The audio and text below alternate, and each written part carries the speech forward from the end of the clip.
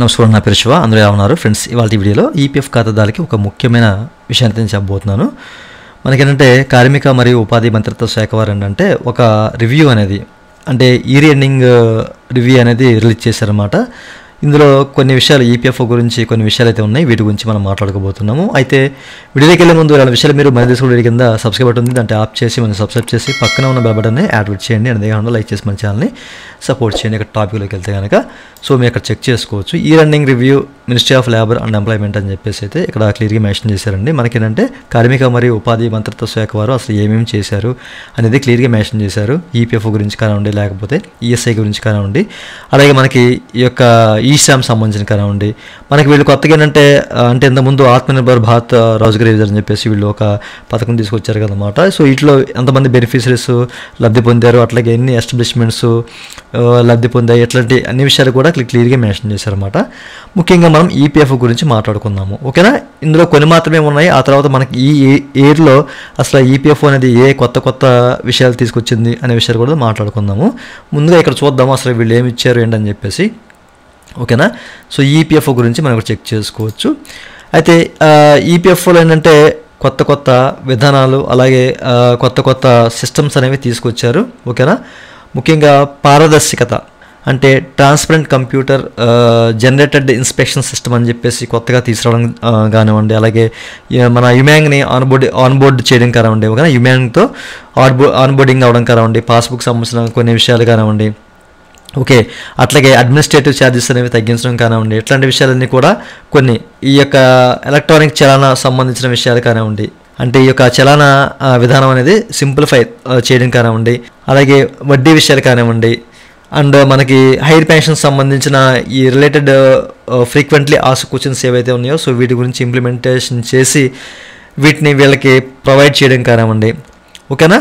So అట్లాగే మనకి ఏంటంటే నిధి ఆప్కే నికట్ ఎక్కడ పడితే అక్కడ, అంటే మనకి జనవరి 27 నుంచి, అంటే జనవరి 27, 23 నుంచి ఇప్పటి వరకు సో కొన్ని చోట్ల 27 తర్వాత ఏ ఏరియాల్లో అసలు వీళ్ళు ఎట్లా ఈ కార్యక్రమం చేపట్టారు, వీటిలో ఎంతమంది ప్రాబ్లమ్స్ అనేవి సాల్వ్ అయ్యాయి, ఇట్లాంటి విషయాలన్నీ కూడా వీళ్ళు క్లియర్గా మెన్షన్ చేశారన్నమాట. సో వీటితో పాటు మనకి ఇంకా చాలా ఈపీఎఫ్ఓలో చేంజెస్ అయితే వచ్చాయి, ఓకేనా? సో వీటిలో ముఖ్యంగా మనము మాట్లాడుకోవాల్సింది ఏంటంటే పాస్బుక్ అండి. ఈ ఇయర్లో మనకి పాస్బుక్ అనేది చేంజ్ అయ్యింది చాలా వరకు. సో మనకి చాలా క్లియర్గా ఉందన్నమాట పాస్బుక్, ఓకేనా? సో ఇక్కడ మనకి ప్రొఫైల్ కానివ్వండి, అలాగే మనకి పాస్బుక్లో step by step employer share ఎంత ఉంది, ఎంప్లాయీ షేర్ ఎంత ఉంది, పెన్షన్ షేర్ ఎంత ఉంది, ఓకేనా? అసలు వడ్డీ ఏ విధంగా పడుతుంది, అట్లే మనకి ఏంటంటే మీరు ఇక్కడ చూడొచ్చు, ఓకేనా? సో మనకేంటంటే ఇక్కడ ఇయర్ వైజ్గా ఉన్న క్యాలిక్యులేషన్ అనేది ఇయర్ వైజ్గా ఏంటంటే చాలా సింపుల్గా మనం క్యాలిక్యులేట్ చేసుకోవచ్చు అనమాట, ఓకేనా? ఇక్కడ చెక్ చేసుకోవచ్చు అసలు ఏ ఇయర్ బట్టి ఎంత మనకి కంట్రిబ్యూషన్ జరిగింది, అసలు ఎట్లా ఏంటి అని చెప్పేసి లాస్ట్ వీడియోలో చెప్పారు మీకు ఎట్లా అని చెప్పేసి, ఓకేనా? మన పాస్బుక్ ఏ విధంగా చూడాలి ఏంటని. అట్లా క్లెయిమ్స్ కూడా ఏంటంటే డివైడ్ చేసి మనకి అసలు సెటిల్ అయిన క్లెయిమ్స్ ఏంటంటే, రిజెక్ట్ అయిన క్లెయిమ్స్ ఏంటంటే, ఓకేనా? పెండింగ్లో ఏమైనా ఉన్నాయా, ఇట్లాంటి విషయాలన్నీ కూడా మనకి చూపించడం కానివ్వండి, అట్లాగే మనకి సర్వీస్ హిస్టరీ కానివ్వండి, అలాగే క్యాలిక్యులేషన్స్ అండి, ఈపీఎఫ్ కానివ్వండి, ఈడీఎల్ఐ కానివ్వండి, ఓకేనా? పెన్షన్ క్యాలిక్యులేషన్ కానివ్వండి, ఇవి ఇట్లా డివైడ్ చేసి చాలా సింప్లిఫై చేశారన్నమాట, ఓకేనా? పాస్బుక్ అనేది క్రిస్టల్ క్లియర్గా ఉంది. ఇక్కడ అన్ని విషయాలు మనకి తెలిసేలాగా, ప్రతి ఒక్కరికి చాలా సింపుల్గా తెలిసేలాగా చాలా చక్కగా డిజైన్ చేసిందన్నమాట ఈ పాస్బుక్ని. ఈ విషయాన్ని మీరు గమనించాలి, ఓకే? సో అట్లాగే తర్వాత ఒకసారి మనకి ఈ మెంబర్ పోర్టల్ అండి, మెంబర్ పోర్టల్లో కూడా మనకి కొన్ని చేంజెస్ అయితే తీసుకొచ్చిందనమాట, ఓకేనా? ముఖ్యంగా మనము ఇక్కడ చెక్ చేసుకోవచ్చు. మనం ఏంటంటే ఇట్లా పోర్టల్ ఓపెన్ చేయగానే మనకు ఒక అలర్ట్ అయితే రావడం జరుగుతుందన్నమాట, ఓకే?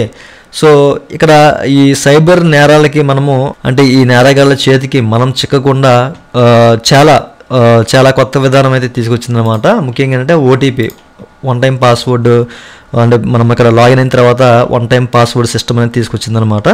అట్లాగే మనకి ఎప్పటికప్పుడు చేంజ్ చేసుకుంటా కూడా అవకాశం, ఓకేనా? ఒక 3 monthsకి ఒకసారి మనకి ఏంటంటే పాస్వర్డ్ని రీసెట్ చేసేలాగా ఒక విధానం ఇట్లా, ఓకేనా?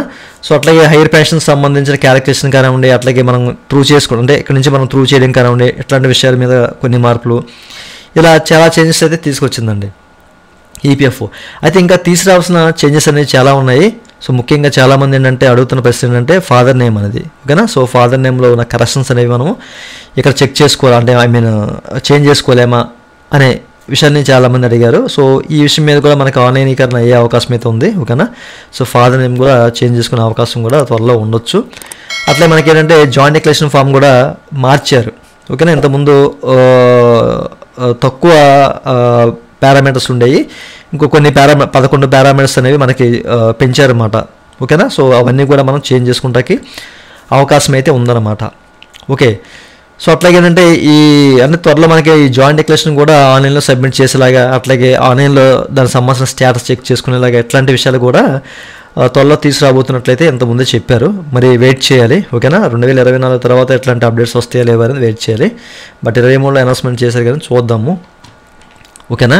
సో ఇట్లా చాలా చేంజెస్ అయితే జరిగాయండి. ఇంకా ఇంప్లిమెంటేషన్స్ అనేవి ఈ పోర్టల్లో జరగడం జరుగుతుందన్నమాట. ఓకేనా. ఇంకా మనకి యాడ్ చేసే అవకాశాలు కూడా కనిపిస్తున్నాయి. ఓకే. సో అట్లాగే మనకంటే నిధి యాప్కే నికట్ చాలామంది అడుగుతున్నారండి. సో మాకు కొన్ని సమస్యలు ఉన్నాయి, మా దగ్గర ఏరియాలో ఏదైనా ఈ ప్రోగ్రామ్ అనేది వచ్చే అవకాశం ఉందా అని చెప్పేసి అడిగారు. ఓకేనా. సో మీరు చెక్ చేసుకోండి. మనకి ఎక్కడైనా వాట్స్ న్యూ అని చెప్పేసి కనిపిస్తుంది చూసారండి. సో ఇక్కడ మనకి ఏంటంటే అప్డేట్ చేస్తూ ఉంటారు అనమాట. అది కూడా ఎప్పుడైనా అప్డేట్ చేస్తే మీకు చెప్తాను. ఎప్పుడైనా అంటే మనకి నెక్స్ట్ ఇయర్లో ఈ నెక్స్ట్ ఇయర్ 27 తర్వాత అంటే జనవరి 27 తర్వాత మనకి నిధి యాప్కే నికట్ సంబంధించిన ప్రోగ్రామ్స్ లిస్ట్ అయితే వస్తుంది, చూద్దాము. ఓకేనా. సో అట్లాగే మనకి ఇంకోటి ఏంటంటే ఎస్టాబ్లిష్మెంట్ ఈ రిపోర్ట్ అండి, మీరు చెక్ చేసుకోవచ్చు. ఓకేనా. ఇది కూడా ఈ మధ్యన లాంచ్ చేసింది ఈపీఎఫ్ అనేది. సో ఇక్కడ మనకి ఏంటంటే ఎస్టాబ్లిష్మెంట్స్ అనేవి సో ఎట్లా ఉన్నాయి, యాక్టివ్గా ఉన్నాయా లేకపోతే డియాక్టివ్ అయ్యాయా. ఓకేనా. సో వాళ్ళు ఎంప్లాయీస్ సంబంధించిన యొక్క కంట్రిబ్యూషన్ అది పేరోల్స్ అనేవి ఎట్లా ఉన్నాయి, చాలా ఇన్ఫర్మేషన్ అయితే అక్కడ ఉంది. ఓకేనా. ఇంకా మనకి ఈ స్టేట్మెంట్ ఈ రిపోర్ట్లో సో మీరు చెక్ చేసుకోవచ్చు అనమాట. ఎస్టాబ్లిష్మెంట్ ఈ యొక్క ఈ రిపోర్ట్ని క్లిక్ చేస్తే కనుక డైరెక్ట్గా వెళ్ళిపోతాం. లాస్ట్ వీడియోలో మీరు చెప్పాను మనకి అంటే మన ఛానల్లో చాలా వీడియోస్ ఉంటాయి. ఓకేనా. ఈపీఎఫ్ సంబంధించిన ప్లేలిస్ట్ అయితే ఉంది. సో దానికి సంబంధించిన లింక్ వీడియో కింద మీకు డిస్క్రిప్షన్లో ప్రొవైడ్ చేస్తాను. వీరైతే సో మీరు చెక్ చేసుకోవచ్చు, లేకుంటే మన ఛానల్ని చెక్ చేయండి. సో ఈపీఎఫ్ సంబంధించిన వీడియోస్ మ్యాక్సిమం ఉంటాయి. సో అక్కడ మీరు చూడండి. ఓకేనా. సో ఇట్లా చాలా ఇంప్లిమెంటేషన్స్ అయితే మనకి ఇక 2023లో చేసింది. ఓకేనా. సో అంటే ఎంప్లాయీస్ సంబంధించిన మెయిన్ ప్రొటెక్షన్ అంటే ఈ యొక్క సైబర్ నేరగాళ్ళ పాల్పడకుండా సో అనేక చర్యలు అయితే తీసుకుంటుందన్నమాట ఈపీఎఫ్ అనేది. ఇంకా మంచి మంచి అప్డేట్స్ అయితే వచ్చే అవకాశం అయితే ఉందన్నమాట. మార్పులు అయితే రావాలి. ఓకేనా. సో చూసారు కదా. ఇంకా మీకు అంటే నేను ఇంకా తక్కువే చెప్పాను అనుకుంటున్నాను. సో ఇంకా మీకు తెలిసిన విషయాలు ఏమి ఉంటాయి కనుక కింద కామెంట్ సెక్షన్లో కామెంట్ చేయండి. మీకు ఏ విషయం నచ్చింది ఏంటని చెప్పేసి విషయం కూడా కింద కామెంట్ సెక్షన్లో కామెంట్ చేయండి. ఓకేనా.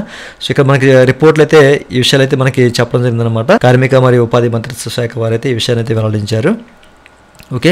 సో మీరు ఇక్కడ చెక్ చేసుకోవచ్చు. ఇంకోటి ఏంటంటే మనకి ఈ వడ్డీ అండి 24 కోట్ల మంది యొక్క బెనిఫిషరీస్ ఎవరైతే ఉన్నారో వీళ్ళకి 8.15% వడ్డీ అనేది సో చాలా వరకు క్రెడిట్ చేసినట్లయితే చెప్తున్నారు. ఓకే. సో చాలామంది ఏంటంటే నన్ను కామెంట్ అడుగుతున్నారు ఇంకా పడలేదు అని చెప్పేసి. మీరైతే వెయిట్ చేయండి. ఓకేనా. అంటే మీరైతే కంగారు పడద్దు, మీ వడ్డీ అనేది ఎక్కడ పోదు. ఇన్ కేసు మీరు రిజైన్ చేసినా కానివ్వండి. ఓకేనా. సో మీకైతే ఈ వడ్డీ క్యాలిక్యులేషన్ అనేది చేసి మీకు అమౌంట్ సెటిల్ చేస్తారు. ఒకవేళ మీరు ఏదైనా అడ్వాన్స్ తీసుకున్నా కానివ్వండి, మీకు రావాల్సిన అమౌంట్ ఏదైతే ఉందో అది వస్తుంది. ఓకేనా. మీకు పాస్బుక్లో షో చేయకపోవచ్చు ఏదైనా టెక్నికల్ ఇష్యూ వల్ల, బట్ ఏంటంటే వడ్డీ అనేది తప్పనిసరిగా కలిపి మీకు ఇవ్వడం జరుగుతుంది అనమాట. అది ఫామ్ 31 ద్వారా కానివ్వండి, 1910 ఫైన్ సెటిల్మెంట్ చేసినా కానివ్వండి. ఈ విషయాన్ని మీరు గమనించాలి. చాలామంది కంగారు పడుతున్నారు, వడ్డీ అనేది పడుతుంది, మీరైతే ఇబ్బంది పడద్దు. ఓకే. చూసారు కదా. సో మీకు ఏ క్షణాన్ని షో అయ్యే అవకాశం అయితే ఉందో, ఒకవేళ షో కాకపోతే కనుక మీరు ఫైనల్ సెటిల్మెంట్ చేస్తే మీ డబ్బులు మీకు ఇచ్చేస్తారు. ఇవన్నీ చెక్ చేసుకొని. ఓకేనా. సో చాలాసార్లు చెప్పాను మీకు. ఇంకా దీని మీద మీకు ఏదైనా డౌట్స్ ఉంటే వీడియో కింద కామెంట్ చేస్తున్నా కామెంట్ చేయండి. ఇదండి వాళ్ళ వీడియో. ఈ వీడియో మీకు నచ్చితే వీడియో కింద లైక్ బటన్ లైక్ చేసి మన ఛానల్ సపోర్ట్ చేయండి. అలాగే విషయాలు మీరు మన తెలుసుకోండి. కింద సబ్స్క్రైబ్ బటన్ అంటే ఆప్ చేసి మనం సబ్స్క్రైబ్ చేసి పక్కన బటన్ నడుచండి. Thank you for watching and జై హింద్.